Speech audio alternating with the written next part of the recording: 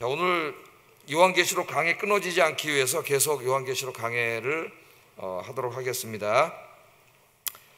제가 지금 요한계시록 강해도 하고 또 주일날 새벽에 제일 바쁜 게 지금 예레미야서 새벽에 예레미야서 강해도 지금 열심히 준비하고 있고 뭐 설교를 이제 굉장히 많이 하는데, 지난번에 하여튼 저 안식월 하는 후배 목사님이 오셔가지고 제 방에서 밥을 먹고 주일날 얘기를 하는데, 얘기를 하다 보니까 가지를 않네. 나 이게 요한계시록 준비해야 되는데 한번 읽어봐야 되거든. 읽어보고 다시 이렇게 해야 되는데, 야 빨리 가라. 나 설교 준비해야 된다, 가라. 그래 보냈는데, 왜 설교를 혼자 다 하냐는 거야. 나보고 오후 예배까지. 혼자 다 새벽기도 다 수요예배 금요일, 그걸 어떻게 다 하냐는 거예요. 지금 종 목사를 얼마나 하냐 그랬더니 한 번 한다 그래. 주일날 한 번 한다 그래요. 야 그걸 어떻게 하냐는 거야. 설교 준비 자기 도저히 할 수가 없는데 어떻게 해야 되는 거야.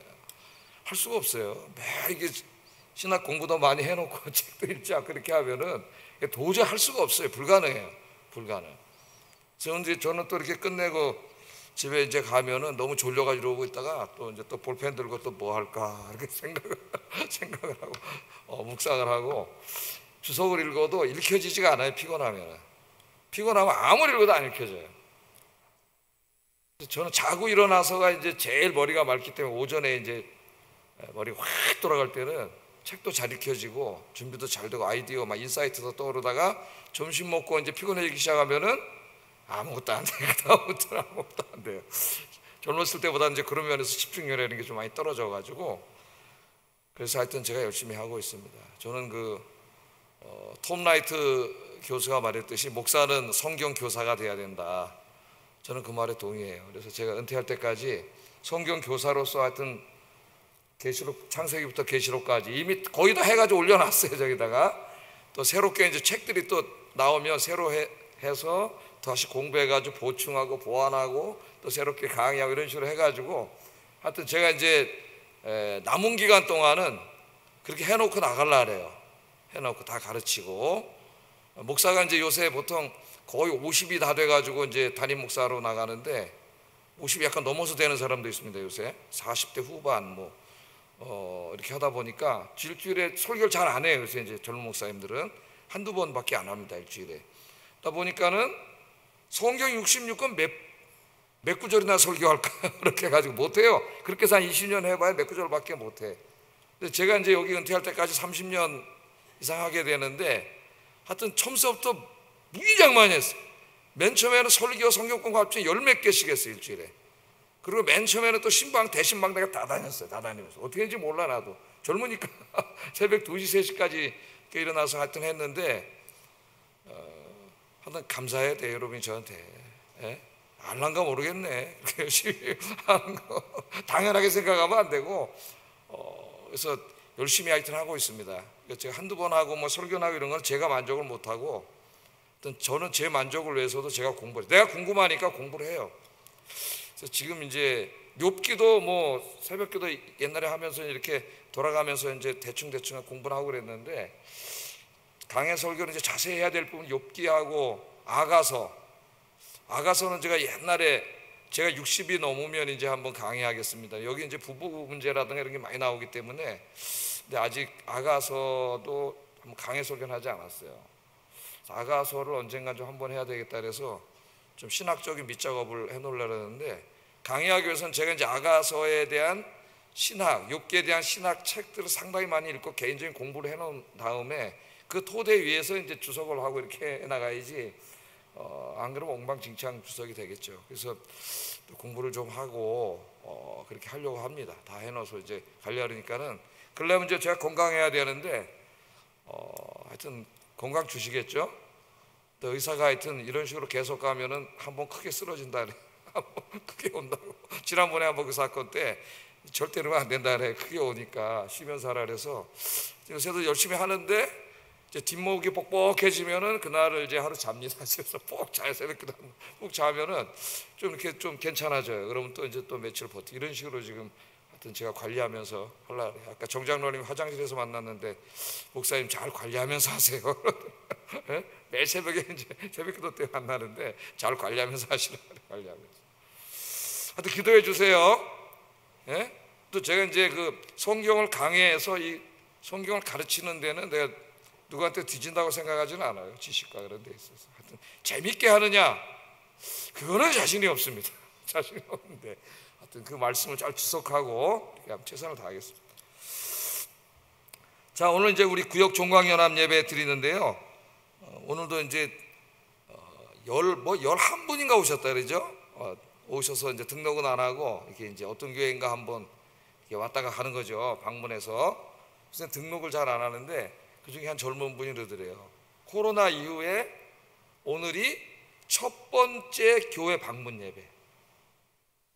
그러니까 아직도 온라인으로 계속 드리고 있는 사람, 젊은이들이 굉장히 많습니다. 큰 교회 젊은이들이 습관이 돼가지고 교회 안 와요. 지금 상당히 그렇게 하고 있기 때문에 기존에 다니던 사람도 그런데 지금 안 다니는 젊은 사람들 교회라고 전도 안 되는 건 지금 진짜 상당히 어려운, 지금 코로나 이전하고 비교할 수 없을 정도로 어려운 지금 그런 지경이 됐죠.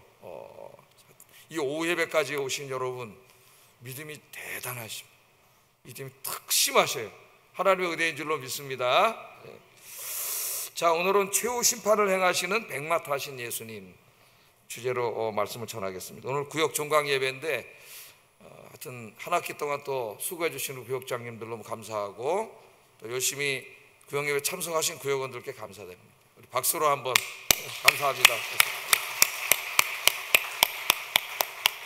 자, 그럼 공부하겠습니다. 자, 공부할 때는 어떻게 해야 돼? 정신을 바싹 잘해야 돼요. 제가 얘기했죠. 설교 시작하고 5분 안에 조는 사람은 내 책임이 아니라고. 그 사람 병든 사람이에요. 그래서 설교만 시작하면 병든 사람이에요. 진짜 심각하게 생각해야 돼요. 근데 제가 막 1시간 이상 해가지고 조는 사람은 이 오후에 제가 이해를 하겠습니다. 제 문제도 있다. 제 문제도 있다. 시작하자마자 그냥 진짜 심각하게 생각해야 돼요. 하나님 앞에 기도해야 됩니다. 이건 큰일 납니다. 이렇게. 자, 그러면은 19장 공부하는데 지금까지 이제 바벨 17장 18장에서 바벨론 즉 로마의 멸망을 통해서 하나님 죄악된 세상을 심판하시는 그 환상이죠. 그걸 공부했습니다. 17장 18장 공부를 했고 지난주에 19장 앞부분 1절부터 10절에서는 그 하나님의 공의로운 심판과 구원을 보면서 구원받은 백성들이 큰 소을 부르고 감사하는 내용을 공부했죠.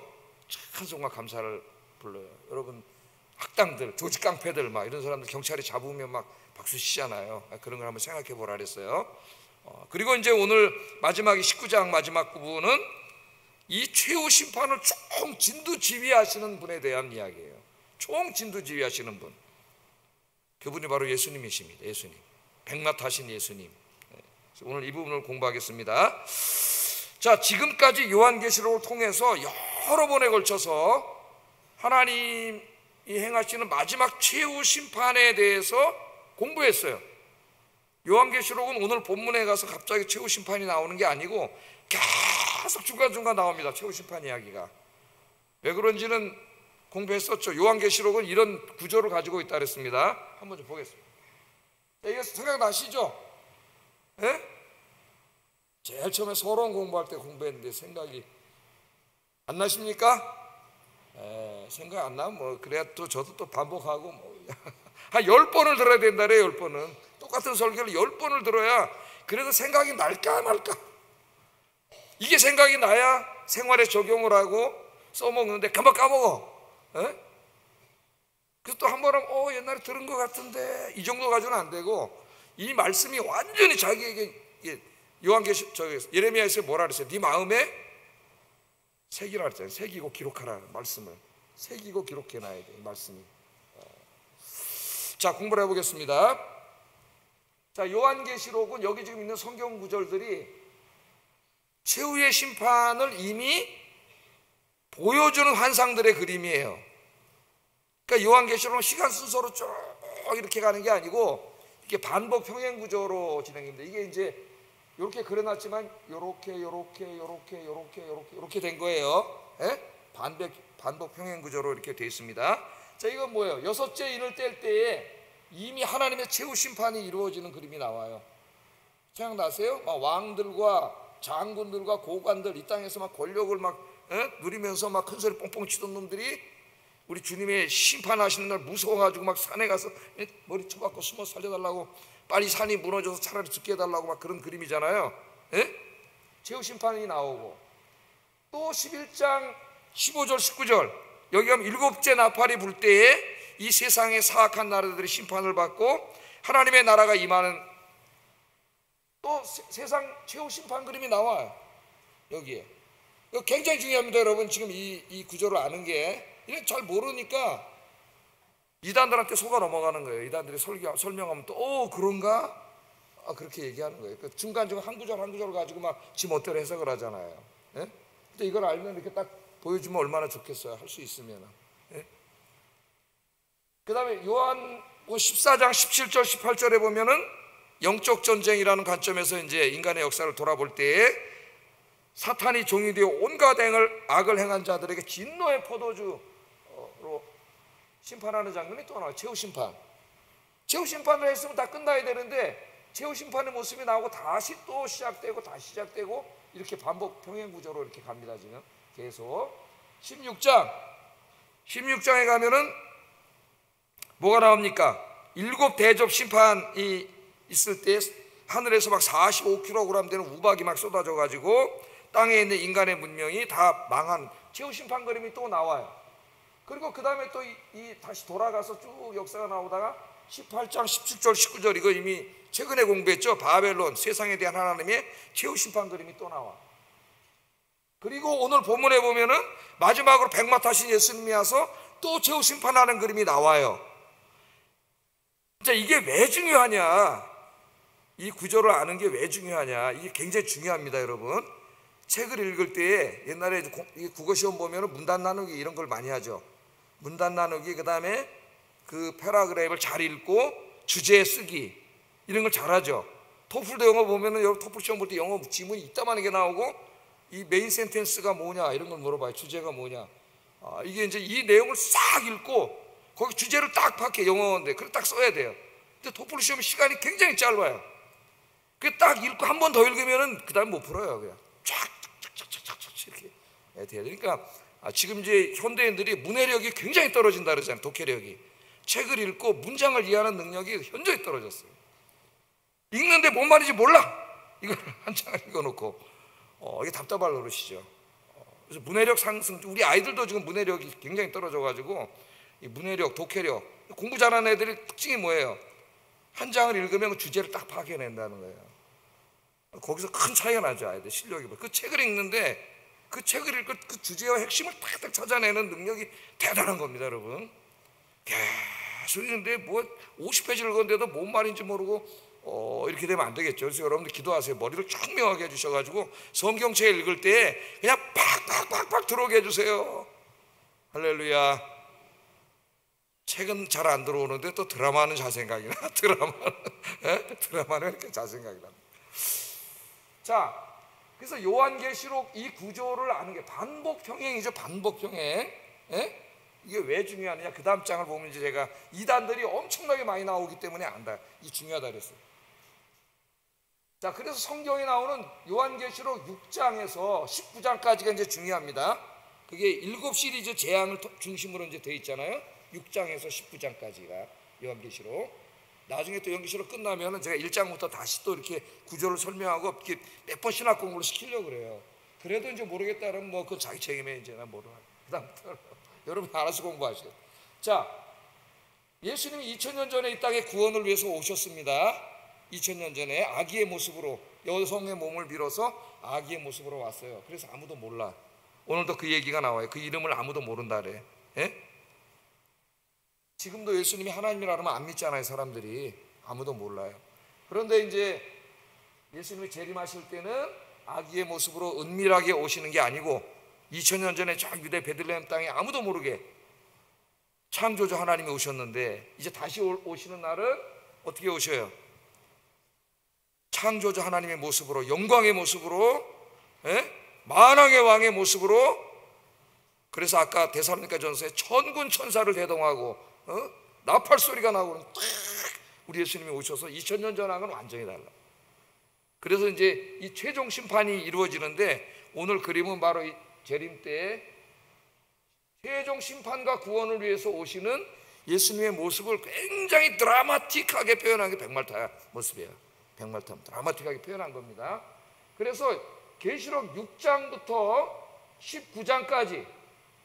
19장까지는 초림부터 재림까지의 이루어질 일들, 7 인봉, 7 나팔, 7 대접을 이제 재림하실 때 요때 주로 일을 다루고 있고 7 대접만 좀 달라요. 이루어질 일들을 환상을 본 겁니다. 2000년 동안 이루어질 일들이에요. 그래서 아까 그 나선형 구조하고 연관시켜 생각을 해야 돼요. 예?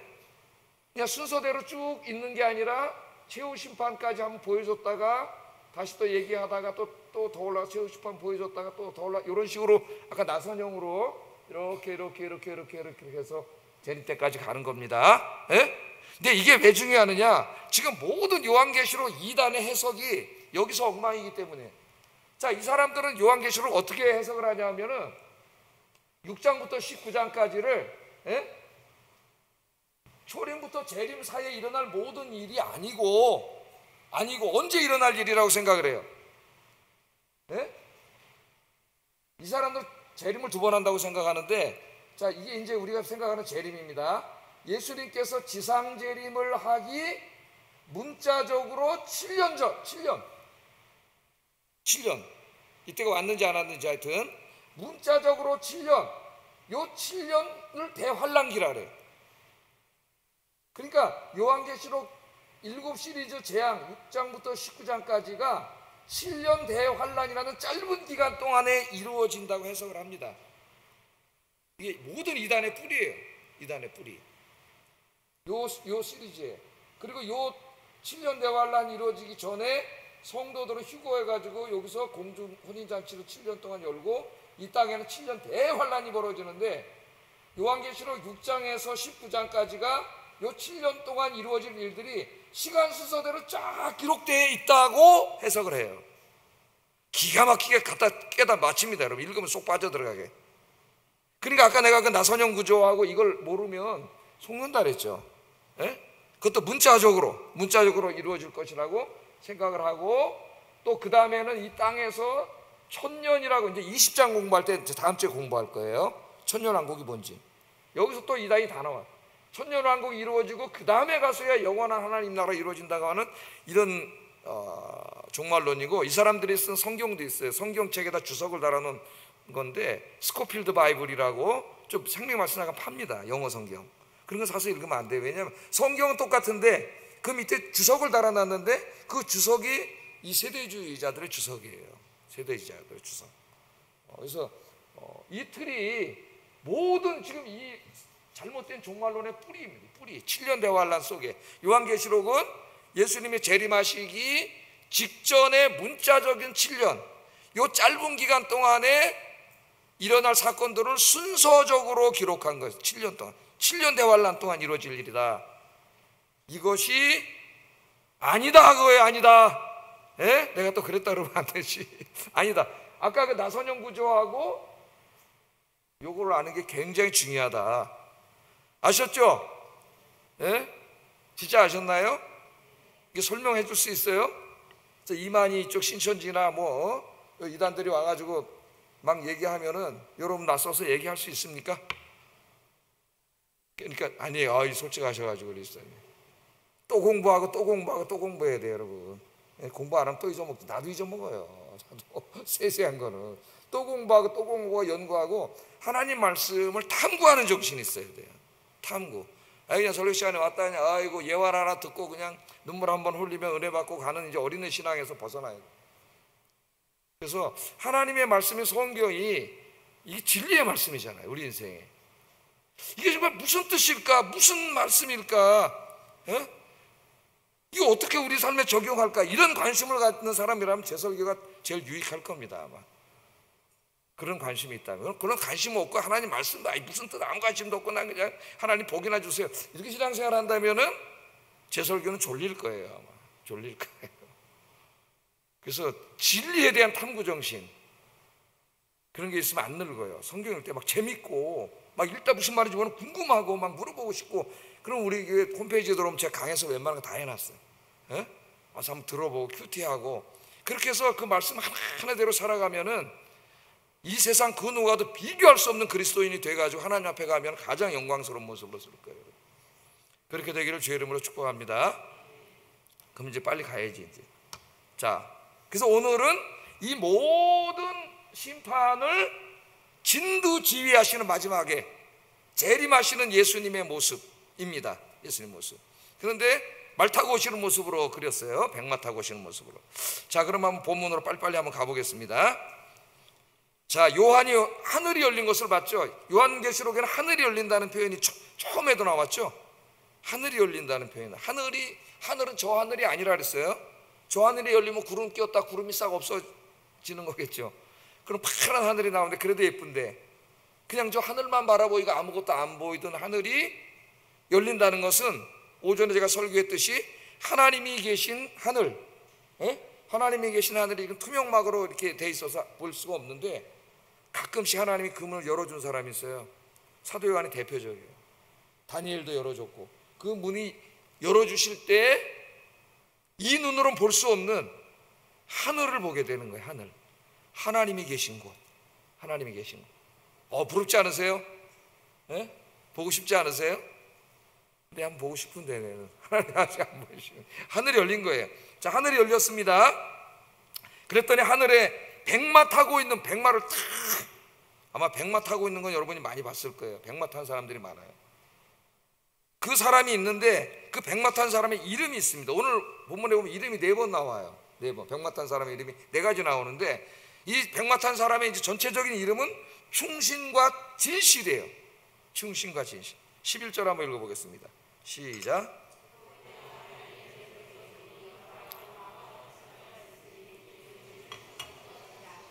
그가 공의로 심판하며 싸우더라, 이렇게 되어 있습니다. 그러니까 이 백마 탄 예수님의 모습은 재림하시는 예수님, 그래서 악인들을 심판하고 의인을 구원하시고 이 땅에 하나님 나라를 세우러 오시는 그 예수님의 재림의 모습을 아주 드라마틱하게 보여주고 있는 것. 이거 환상이죠, 환상. 진짜 예수님 백마 타고 오실까요? 그렇지 않겠죠? 어떨 땐 또 구름 타고 오신다 그랬는데 진짜 손오공도 아니고 무슨 예수님 구름 타고 오시겠어요? 상징적인 모습이죠, 상징적인 모습. 자, 왜 예수님을 백마 탄 모습으로 소개했을까? 우리 저 인재앙, 첫째에서 넷째인 뗄 때 그 재앙이 나타나는데 그 재앙 할 때 뭐가 나타났어요? 4가지 말이 나타나잖아요. 말. 제일 첫 번째인 때 흰색 말이 나타나고, 그 다음에 붉은 말, 검은 말, 청황색 말이 나타나는데, 흰색 말은 제가 뭐라고 해석했어요? 오늘 여기도 흰색 말 타고 오잖아요, 예수님이. 그것만 예수님의 심판과 구원을 상징하고, 나머지 3마리 말은 다 전쟁과 질병과 죽음을 통해서 인간을 심판하는 심판의 모습이라 그래요. 심판의 모습. 그래서 이 첫째인 뗄 때에 잠깐 보여줬던 흰말 타신 모습으로 예수님이 이제 다시 나타납니다. 흰색은 그 6장 2절에 보면은 승리예요. 승리입니다. 그래서 신앙적으로 승리한 성도들에게 지난 시간에 공부했죠. 우리 예수님이 뭘 입혀주셨어요? 하얀 세마포 옷을 입혀주셨어요. 세마포 옷을 입혀주면서 이것은 성도들의 옳은 행실이라. 그러니까 어린 양의 혼인잔치에 참여해서 예수님의 신부가 될 자격을 얻어가지고 거기에 들어온 청함을 받은 사람들 하얀 세마포 옷을 입혀주시는데 성도들의 옳은 행실이라 그랬어요. 그래서 계시록에는 세마포 옷이 2가지가 나와요. 하나는 예수 그리스도를 믿음으로 우리가 원죄가 회개받고 구원받은 그 믿음으로 구원받은 모습도 하얀 세마포 옷이고, 그 다음에 이 땅에 살 때 그 세마포 옷을 더럽히지 않고 하얗게 유지한 도덕적으로 깨끗한 삶을 살았던 사람들에게 이 세마포 옷이 주어져요. 점도 없이 흠도 없이 유지하라 그랬죠. 점도 없이 흠도 없이 유지하라 그랬습니다. 자, 그래서 승리를 이야기합니다. 그런데 모든 이단 교주들이 뭘 타고 사진을 찍어 자꾸만 백마를 타고 찍어요. 저 러시아의 푸틴도 어느 날 보니까 백마를 타고 사진을 성경을 안 되니까요. 푸틴보다도 성경을 모르면 되겠어요? 김정은이도 구글에 쳐보니까 백마 타고 딱, 근데 푸틴이 줬다 그러더라고요, 그 말을 또. 백마를 타고 있어요. 김정은이도 성경이 안 되니까 요한계시록 19장에 또 신천지의 이만희도 또 백마를 딱 타고 자유롭게 있더라고요, 백마. 자, 이 사람들이 다 뭐를 은근히 말하는 겁니까? 내가 재림 예수다. 그 푸틴이나 김정은이 같은 내가 바로 메시아다, 그런 모습을 보여주는 거예요. 은근히 성경을 알아요. 근데 교회 다니면서 예수님이 백마 타셨다고? 그러면 정말 창피하게 정말 우리 아영교회 그런 사람 없겠죠.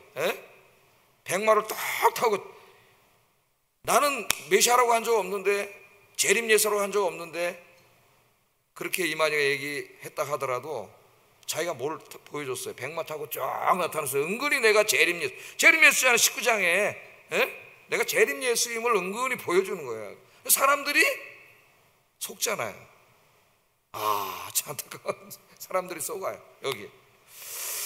자, 그러니까 내가 재림 예수라고 사기치고 있는 거예요. 사기치고 있는 거예요. 자, 백마 타신 예수님의 이름은 충신과 진실. 예수님이 어떤 분인가를 얘기해 줍니다. 이름은 뭐 우리 한국 사람 이름에는 잘 그런 게 안 드러나. 저는 창모인데, 창모.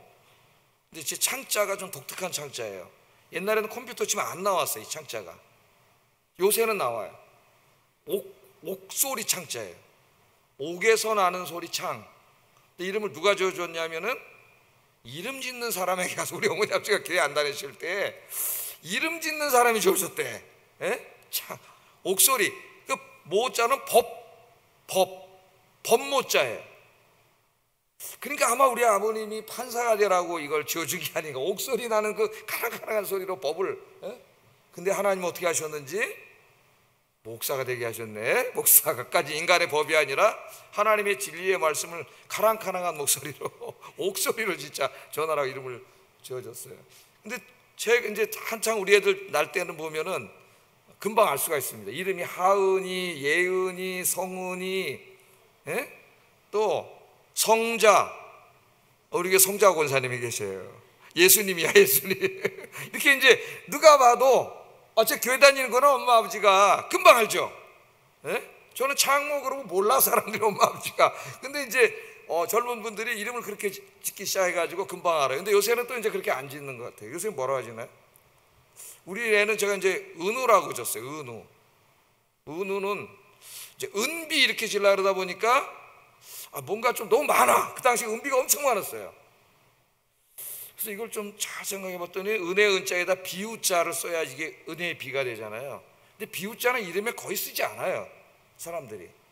이거 쓰자, 은혜의 비. 그래서 은우라고 줘줬더니 이름이 너무 이쁘다고 우리 은우한테 그렇게 칭찬을 받아요, 지금도. 그랬더니 그 다음에 요새 차은우가 나왔네. 이놈이 우리한테 돈도 안 내고 지 막 이름 써먹네, 이거. 차은우 치면 걔 얼굴만 나와. 우리나라에 제일 잘생겼대요.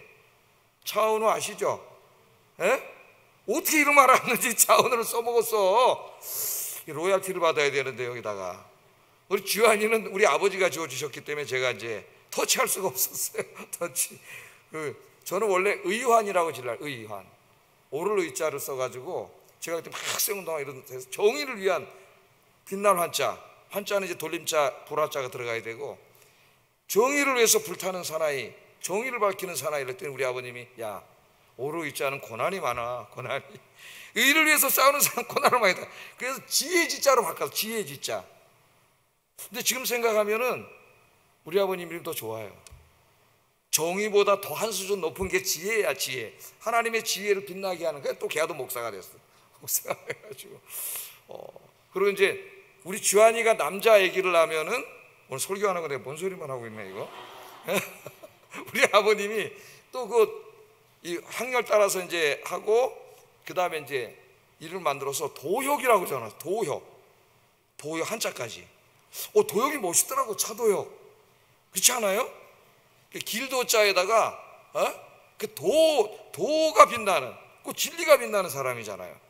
그래서 이제 얘는 제 얘기는 뼈도 박도 못하고 도역이라고 져야 돼. 이제 이거로 차도역 이렇게 전했습니다. 자, 이름은 이렇게 어떻게 보면 이제 상당히 중요한 의미가 있는데 이 히브리인들의 이름은 더 중요하죠. 예? 제가 이렇게 설교하면 이제 부흥사처럼 설교하는 거예요. 재밌게. 이름이 충성과 진실이다. 이 말은 예수님이 어떤 분인가를 보여주는 거예요. 예수님이 어떤 분인가. 이 말은 히브리 말로 다 번역하면 아멘입니다. 아멘. 똑같은 말이에요. 충성, 진실, 아멘. 그러니까 신실하고 변함이 없는 분, 그게 예수님이에요. 그러니까 여러분 예수님 닮은 사람이 돼야죠. 그럼 어떤 분이 돼야 돼요? 그리스도인들은 신실하고 변함이 없는 사람. 얼마나 좋은 사람이에요, 여러분. 그런 사람 친구로 있으면 어떻겠어요? 너무 좋지. 예? 바라지만 말고 여러분이 그런 친구가 되시기 바랍니다. 되어주세요. 예수님처럼 신실하고 변함이 없는 친구. 우리 예수님이 우리에게 그런 분이잖아요, 그죠? 예수님은 우리를 사랑하시고 그 사랑이 항상 신실하고 변함이 없습니다. 그런데 예수님이 그 신실하심으로 뭘 하시는 분이라 그랬어요? 공의로 심판한다. 공의로 심판한다. 여기 공의는 재판 용어입니다. 재판 용어. 판사들에게 제일 요청되는 게 뭐예요? 공의예요. 공의. 판사들은 팔이 안으로 굽고 뭐 이러면 안 되겠죠. 뭐 정치적으로 내가 뭐 이쪽 지지하는데 뭐 이런 판사들이 우리나라에는 너무 많아요.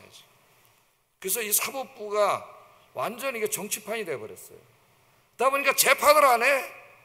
예? 재판을 안 해. 3년, 4년, 5년이 지나도 판결을 내리지 않아요. 힘없는 사람들은 그냥 몇 개월 만에 당장 판결을 내려서 감옥에 쳐놓으면서, 그래서 그런 판사들은 사쿠라 판사예요. 난 그런 판사들을 이렇게 얘기합니다. 저런 나쁜 놈 새끼들, 양아치 같은 놈들이 아니에요. 양아치 같은 놈들. 그 공부 열심히 해가지고 전교에서 1, 2등 하던 애들이 판사 돼가지고 고작 하는 짓이 그 정치하는 애들 뒤나 닦아주는 일이나 하는 이런 한심한 인간들. 아유, 창피스럽다. 창피스럽다. 그래서 내가 그 사람들에게 이렇게 말하고 싶어요. 제가 목사라서 죄송한데, 야, 이 새끼들아, 쪽팔리게는 살지 말자. 예? 쪽팔리게 살지 말자. 진짜 뒤에 애들한테 쪽팔리게 살지 말자. 예? 여기 제일 중요한 게 뭐야? 공의야. 우리 예수님이 심판을 하시잖아요. 심판은 재판이에요. 재판에는 공의의 치우침이 있으면 안 돼. 예? 뭐 아무리 나랑 친한 사람이든 뭐는 공의의 치우침이 안 되죠. 모세도 뭐라 그랬어요? 그렇게 충실한 하나님의 종이었지만은 그 하나님의 영광을 가린 다음에 가나안 땅에 못 들어갑니다. 모세가 울면서 기도했어요. 하나님 앞에 나 가나안 땅에 들어가게 해달라고. 하나님이 다시는 이것으로 기도하지 마라. 이미 하나님 결정하셨어요. 하나님의 공의는 모세라고 봐주지 않아요. 다윗도 얼마나 성전이 짓고 싶었어. 자기가 성전을 짓겠다 그랬더니 하나님이 안 돼. 너 다윗을 그렇게 사랑했지만 성전 짓는 특권을 안 주셨어요. 왜? 너 전쟁에 나가 사람을 너무 많이 죽였어. 그래서 안 된다는 거예요. 네 아들이 짓게 해줄게. 하나님 그렇게 말씀하셨잖아요. 우리 그리스도인들도 하나님을, 주님을 닮아서 공의로운 사람이 돼야 돼. 특별히 교회에서 내가 직분을 받고 이런 일을 판결하고 결정하는 자리에 있을 때는 더욱더 공의로운 사람이 돼야 됩니다. 우리 예수님의 재판에는 조금도 치우침이 없어요. 조금도. 있는 그대로, 여러분이 말하고 행동하고 살아왔던 그대로 우리 예수님께서 재판하시는 공의로운 분이다, 이렇게 말씀을 합니다. 자, 그 다음에 이제 보여주는 것이 백마 타신 예수. 뭐 시간이 이렇게 됐지? 아, 걔 이름 얘기하다가 시간 다 갔네 이거. 예? 백마 타신 예수님의 모습이 나와요. 12절. 자, 말을 타셨어요. 백마를 타고 이제 예수님이 오시는데 어떻게 생기셨나 한번 보겠습니다. 12절 읽어보겠습니다. 시작.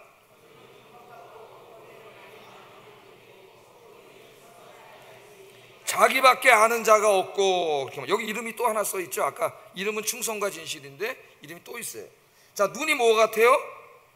불꽃. 우리 이미 계시록 1장 14절 공부할 때 부활하신 예수님의 모습을 보여줄 때 한번 읽어보겠습니다. 저기 나올 거예요. 팡 눌러가지고 빨리 나오겠어요. 자, 그의 머리와 털의 희기가 흰 양털 같고 눈 같으며 그의 눈은 불꽃 같고 계시록 1장 14절에 그렇게 나옵니다. 또 2장 18절에도 부활하신 예수님 모습을 소개할 때에 두아디라 교회 사자에게 편지하라. 그 눈이 불꽃 같고 이렇게 나와요. 눈이 불꽃 같다는 말은 하늘 보좌에서 모든 것을 보고 계신, 눈이 개심치라해서 뭘 보겠어요? 맨날 졸린 얼굴 해가지고. 졸리는 게 전염돼. 예? 눈이 어떻게 해야 돼요? 반짝반짝 설교 들을 때, 예? 반짝반짝. 옆 사람 보세요. 눈이 반짝반짝 하는지 지금.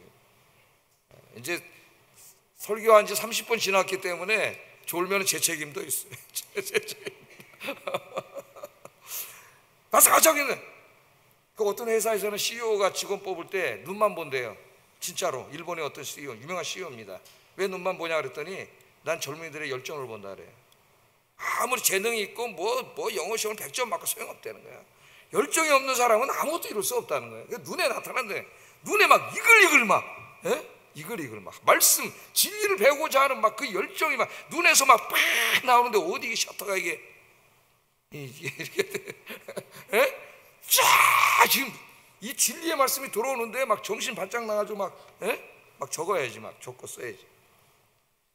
불꽃 같은 것은 하나님이 모든 것을 보고 계시기 때문에 불꽃 같은 눈으로, 그렇기 때문에 공의로워요. 하나님의 재판은. 이 땅에서는 판사들이 지멋대로 판단하지만 하나님의 재판은 공의롭습니다. 죄인은 심판을 받고 의인은 칭찬을 받아요. 염려하지 마세요. 이 땅에 판사는 하나님을 대신해서 재판을 하도록 이 땅에 세우는 기관입니다. 판사가 그것을 어긋나게 하면은 그 자는 강한 큰 심판을 받아요. 그리고 또 얼마 있다가 또 나와서 저 국회의원이나 되고 이런 양아치들이 너무 많아요. 우리나라에. 참으로 안타까운 일. 자, 그 다음에 머리에는 왕관을 썼는데 왕관이 많은 왕관을 썼다 그랬어. 근데 계시록에 오늘 이 부분을 빼고 왕관을 쓴 모든 자들은 다 나쁜 자들이에요. 생각나시죠? 12장에 그 짐승, 용 뭐 썼어요? 관을 썼잖아요. 관을. 또 그 짐승, 그 용의 하수인인 짐승 뭐 썼어요? 다 왕관을 썼잖아요. 한번 그 도표를 제가 그려왔어요. 비교로. 예? 저기 나오죠? 그러니까 지금 오늘 19장 나오기 이전에 왕관은 다 누가? 사탄의 상징하는 용이 썼거나 아니면 용의 무리인 로마의 왕들, 다 이런 사람들이 왕관을 썼잖아요. 다 그들이 왕관을 썼다는 것은 자기가 이 땅의 왕임을 과시하는 거죠. 권력자임을. 그런데 오늘 19장에 보면은 예수님은 이것들을 7개, 10개 정도 왕관을 썼는데 무수히 많은 왕관을 썼다고 얘기를 합니다. 이건 뭘 보여주는 것 같아요? 여러분 해석이 나오잖아요. 예수님이 진짜 왕이신 참왕, 저것들은 가짜 왕, 모조품. 이 땅에 한 200개 국가에 권력을 잡고 있는 대통령이든 총리든 왕이든 다 모조품들, 가짜들이 가짜들. 그 가짜에게 충성을 다하는 정말 어리석은 자들이 있어요. 교회 다니면서도. 예? 가짜가 아니라 여러분 진짜 왕이신, 이 머리에 관을 쓰신 만왕의 왕이신 우리 예수님께 여러분의 헌신과 충성을 바치기를 주의 이름으로 축복합니다. 예? 그 다음에 이름이 있어. 이름. 그 왕관에 이름이 써 있어요. 아까 백마탄 전체 이름은 충성과 진실인데 그 왕관에 또 이름이 있어 보니까 이름이 뭐예요? 아는 자가 없어. 자기밖에는 아는 자가 없다. 그 말은 뭐 여러 가지 해석할 수 있지만 저기 영어로 제가 음력을 하면 히브리 말을 야훼, 야훼라고 읽었는지도 모릅니다. 히브리인들은 발음을 안 했기 때문에. 예? 저기다가 주님 할 때 아도나이의 모음을 붙여가지고 그냥 주님이라고 읽었어요. 발음도 못했어요. 하나님의 이름을 망령되이 그럴까봐. 십계명 상계명을 지키려고. 저 야훼, 유대인들이 모두 하나님 이름을 몰라, 알지 못해요. 그것을 여기서 이야기하고 있는 거예요. 그러니까 이분이 누구라는 거예요 지금? 예? 그 예수님 누구라는 거예요? 야훼 하나님이라는 거예요. 야훼 하나님. 야훼 하나님임을 보여주고 있는 것입니다. 야훼 하나님. 자, 아무도 모르는데 예수님께서 이제 성령님을 보내주셔서 저와 여러분들은 그분이 하나님이심을 알게 해주셨잖아요. 그러니까 감사한 거예요. 예? 어떻게 알았어요 여러분? 유대인들도 모르는데 성령님이 가르쳐줬어요. 저분이 야훼다, 하나님이시다, 이렇게 가르쳐줬습니다. 자, 그런데 이 그 다음 모습을 보면 13절에 이 백마 타신 예수님이 피 뿌린 옷을 입고 있어요. 피 뿌린 옷. 피 뿌린 옷을 입고 있는데 거기 또 이름이 써 있어. 또 이름이 써 있어. 피 뿌린 옷에. 이름이 뭐예요? 하나님의 말씀. 말씀이란 이름이 써 있습니다. 13절 한번 읽어보겠습니다. 시작. 하나님의 말씀이라 이렇게 나옵니다. 자, 성경에는 이 말씀은 헬라어로 로고스입니다. 로고스. 철학을 공부한 애들은 금방 알아요. 로고스. 헬라 철학의 중요한 개념이기 때문에 이건 복잡하게 다 제가 설명하면은 못합니다. 그래서 하여튼 간단하게 하면은 이 로고스, 성경의 로고스가 예수님의 기독론적 타이틀로 사용된 것은 요한문헌밖에 안 나와요. 요한복음과 그 다음에 또 요한 서신들, 요한 계시록, 그러니까 사도 요한의 독특한 어법이에요. 어법. 로고스. 자, 요한복음 1장 1절 2절에 한번 읽어보겠습니다. 시작.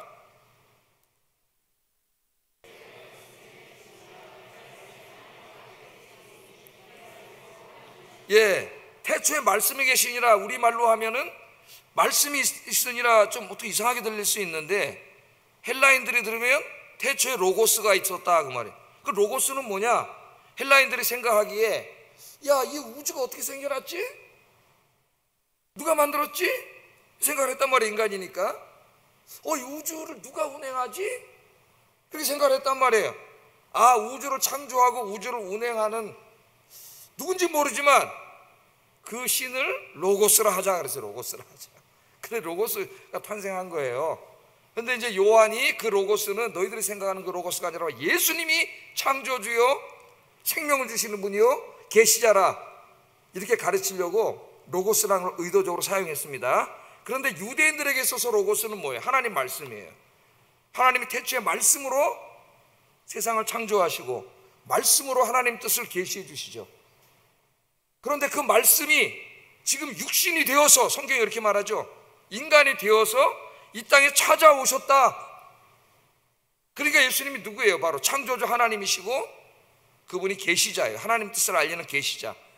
구약에는 말씀으로 했는데 이제는 예수님이 직접 이 땅에 오셔서 창조주 하나님을 보여주시고 그 다음에 말씀으로 하나님의 뜻을 계시해 주신 분이 된 거예요. 그래서 그분이 바로 하나님이심을, 로고스이심을 다시 한번 이야기하고, 피 뿌린 옷을 입었다는 것은 그분의 십자가의 대속적 죽음을 말하는 것이죠. 대속적 죽음을 통하고 그 다음에 부활하셔서 그분이 바로 누구임을, 하나님의 로고스, 말씀, 바로 그분이 야훼 하나님임을 보여주는 그런 이야기들입니다.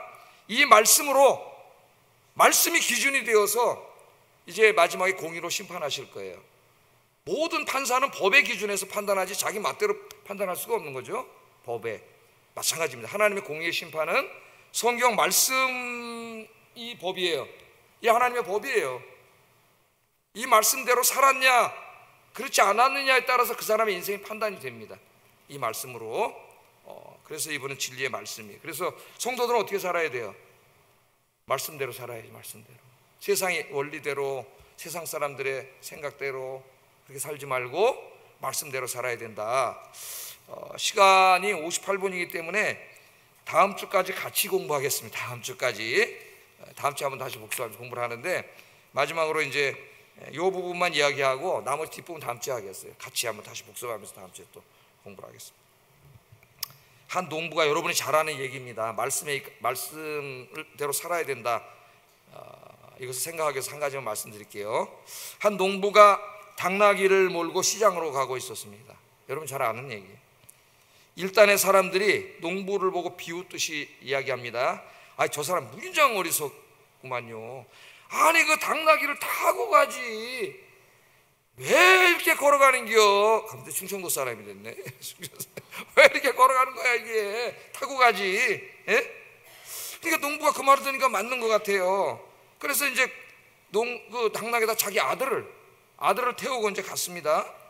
근데 노인들이 저기 앉아 계시는데 노인들이 그 모습을 보고 책망하듯이 또 얘기하는 거예요. 저런 불효 막심한 놈이 있나? 늙으시 아버님을 태우고 가, 지가 타고 가네.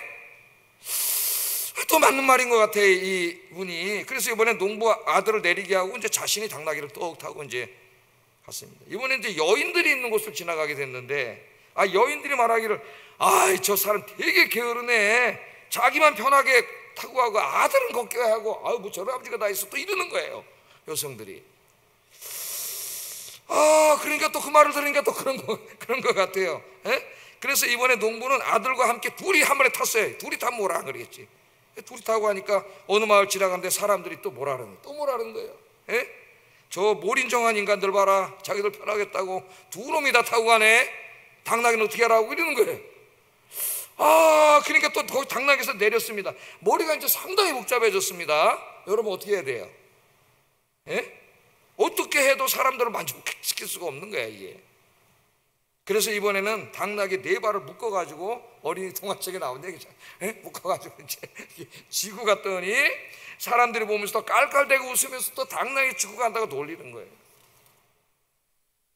그때 이분이 중요한 걸 깨닫게 됩니다. 여러분, 아들에게 말합니다. 야, 이번에 내가 정말 좋은 인생의 교훈을 얻었다. 모든 사람을 만족시키려고 하면은 결국 한 사람도 만족시킬 수가 없구나.